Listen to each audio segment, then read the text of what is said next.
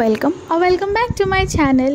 কিছুদিন ধরে খুব ব্যস্ত ছিলাম, ভাবছিলাম একটু ফাঁকা সময় পেলেই কোথাও গিয়ে একটু খেয়ে আসবো।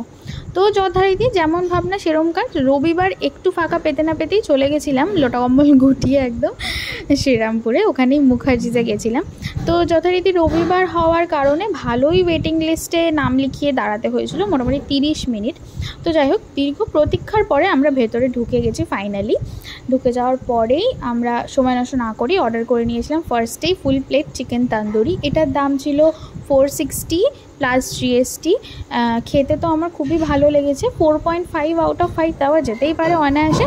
খুব চিকেনটা টেন্ডার ছিল আর মেল্ট ইন মাউথ, খুব ভালো ছিল।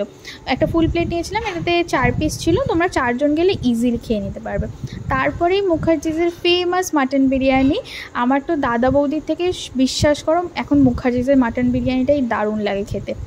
এটার দাম ছিল 360 প্লাস জিএসটি আর খেতে দুর্দান্ত, মানে 5 আউট অফ 5 দেওয়া যেতে পারে। আর আজকে নিয়েছিলাম চিকেন চাপ, এটার দাম ছিল 220 টাকা প্লাস জিএসটি।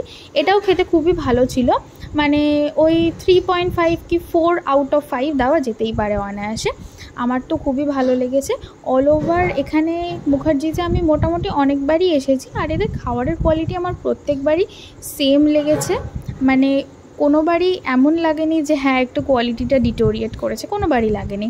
তো এখানে আমি আমার একটা টেস্টি একটা বাইট তৈরি করে নিচ্ছি। আমার তো খুবই ভালো লেগেছে এখানে গিয়ে, ইনফ্যাক্ট ভালো লাগে যতবার যাই। তোমরাও নিশ্চয়ই ভিজিট করতে পারো, আর গেলে আমাকে জানিও।